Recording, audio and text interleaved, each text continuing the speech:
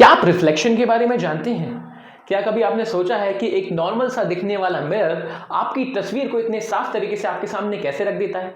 यदि नहीं जानते हैं तो ये वीडियो आपके लिए है। यहाँ हम रिफ्लेक्शन से जुड़ी हुई कुछ बातें करने वाले हैं। तो चलिए फटाफट से देखते हैं कि क्या होता है रिफ्लेक्शन। यदि मैं आपसे कहूं कि एक नॉर्मल सी बॉल लीजिए और उसको जमीन पर या किसी भी सरफेस पर डाल दीजिए तो क्या होगा? शायद आप बिल्कुल सही सोच रहे हैं, वो बॉल पलट कर वापस आ जाएगी। पर क्या हो यदि मैं आपसे कहूं कि इस बॉल की जगह अब आप लाइट रे लीजिए या कोई भी ऐसी चीज ले लीजिए जिससे लाइट निकलती है और उसको किसी सरफेस पर डालिए, कुछ इस तरीके से जो कि आपके सामने नजर आ रहा है। अब यदि मैं किसी ऐसी चीज को लेता हूं जिससे लाइट निकलती है, यानी कि मैं लाइट रे को लेता हूं और किसी सरफेस पर डालता हूं, तो लाइट रे के पास ऐसी कंडीशन में तीन ऑप्शंस होते हैं। पहला ऑप्शन लाइट रे के पास होता है ट्रांसमिशन का। अब ये क्या होता है चलिए समझते हैं। जब भी आप किसी लाइट रे को किसी ऐसी सरफेस पर डालते हैं जो कि उस लाइट रे को आर पार जाने के लिए अलाउ करती है, तो इसे हम ट्रांसमिशन ऑफ लाइट कहते हैं और ऐसे मीडियम को हम ट्रांसपेरेंट मीडियम कहते हैं। जैसे कि आप सभी ने अपने आसपास कांच यानी कि ग्लास देखा ही होगा। वहीं कुछ ऐसे भी ऑब्जेक्ट्स होते हैं जो इस लाइट को पूरे तरीके से आर पार नहीं जाने देते हैं, बल्कि लाइट का कुछ हिस्सा आर पार जाता है जबकि कुछ हिस्सा आर पार नहीं जाता है। इसे आप ट्रांसमिशन ही कहेंगे, बट जो ऑब्जेक्ट या जो मीडियम होता है इसे आप ट्रांसल्यूसेंट मीडियम कह देते हैं। वहीं लाइट के पास दूसरा ऑप्शन क्या होता है? तो लाइट के पास जो दूसरा ऑप्शन होता है वो से आप कह सकते हैं एब्जॉर्प्शन ऑफ लाइट।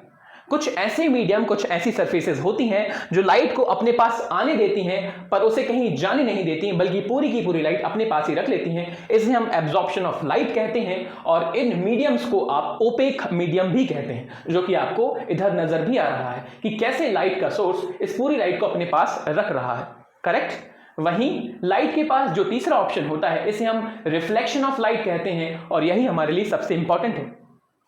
जब लाइट रे किसी ऐसी सरफेस पर पड़ती है जो कि लाइट रे को पूरे तरीके से ना आर पार जाने दे रही है, ना ही अपने पास रख रही है, बल्कि लाइट रे को आपके पास वापस पलटाकर भेज रही है, इसे हम रिफ्लेक्शन ऑफ लाइट कहते हैं और ऐसी सरफेस को हम रिफ्लेक्टेड मीडियम भी कहते हैं, जो कि आपके सामने नजर आ रहा है कि कैसे एक टॉर्च के थ्रू लाइट रे इस सरफेस पर आ रही है और पलट कर ये वापस जा रही है। इसे हम रिफ्लेक्शन ऑफ लाइट कहेंगे और सरफेस को रिफ्लेक्टेड सरफेस कहते हैं, जैसे कि आपने मिरर देखा होगा जो हम सभी के घरों में रखा ही होता है। इंटरेस्टिंग बात यह है बच्चों कि जब ये जो लाइट रे पलटकर आपके पास आती है तो यहां आप यदि अपनी आंख को रख दें, यानी कि हम इस लाइट रे को देख लें, तो हमें जो भी सरफेस यहां दिख रहा है वो आसानी से नजर आ जाएगा। क्लियर है? अब इस पूरी बात को थोड़ा सा समराइज करते हैं। समराइज करने का मतलब थ्योरी पर बात कर लेते हैं।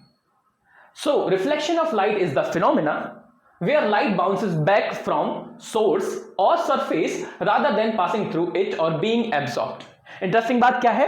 जब लाइट रे पलटकर आपकी आंखों तक पहुंचती है तो जिस सरफेस या जिस ऑब्जेक्ट से पलटकर लाइट रे आपकी आंखों तक पहुंच रही है वो सरफेस या वो ऑब्जेक्ट आपको बड़ी आसानी से नजर आ जाता है। इसी वजह से आप अंधेरे में चीजों को नहीं देख पाते। अब अंधेरे में जब लाइट ही नहीं है तो रिफ्लेक्शन का फिनोमेना तो होगा ही नहीं, तो इसी वजह से अंधेरे में आपको दिखने में तकलीफ होती है। वहीं पूरी लाइट में आपको चीजें बड़ी आसानी से नजर आ जाती हैं।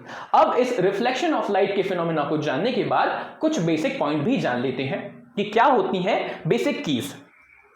जब लाइट रे इस रिफ्लेक्टिंग सरफेस पर आती है, क्या बोला मैंने? जब लाइट रे इस रिफ्लेक्टेड सरफेस पर आती है तो आने वाली लाइट रेस को हम इंसिडेंट रे कह देते हैं।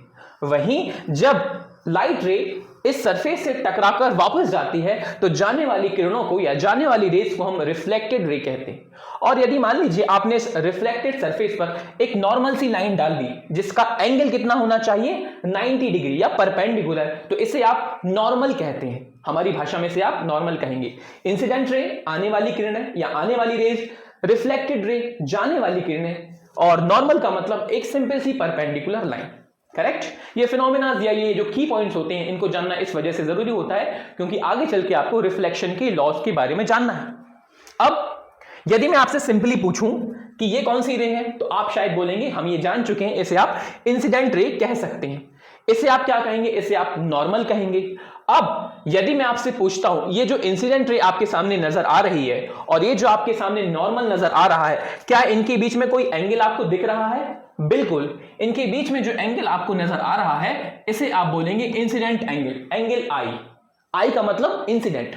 वहीं जब लाइट पलटकर आगे वापस जाएगी तो इस एंगल को आप बोला जाता है, या इस एंगल को आप बोल सकते हैं रिफ्लेक्टेड एंगल। क्यों? क्योंकि ये रिफ्लेक्टेड रे और नॉर्मल के बीच का एंगल है। ये पॉइंट्स इसलिए जानना जरूरी है क्योंकि जब मैं आपको रिफ्लेक्शन से जुड़े हुए लॉज बताऊंगा तो आपको क्लियरिटी होनी चाहिए कि हम जान क्या रहे हैं। तो चलिए अब हम बात करते हैं रिफ्लेक्शन से जुड़े हुए दो इंपॉर्टेंट लॉज की। पहला लॉ क्या कहता है? पहला लॉ बड़ा सिंपल है। पहला लॉ हमसे कहता है कि लाइट रे जिस एंगल पर आई है, जिसे आप इंसिडेंट एंगल कहते हैं, लाइट रे रिफ्लेक्शन के बाद यानी कि इस सरफेस से टकराने के बाद सेम उसी एंगल से वापस भी जाएगी। इसका मतलब angle I is equals to angle R. इसका कहने का मतलब यह भी है कि बाई चांस यदि हमारी लाइट रे 30 डिग्री के एंगल पर सरफेस से टकराई है तो पलट कर जाने पर उसका एंगल भी कितना होगा? 30 डिग्री ही होने वाला है। सिंपल सा लॉ है, लॉ ऑफ रिफ्लेक्शन, और इसका ये नंबर पहला है क्योंकि हमारे पास दो लॉज हैं।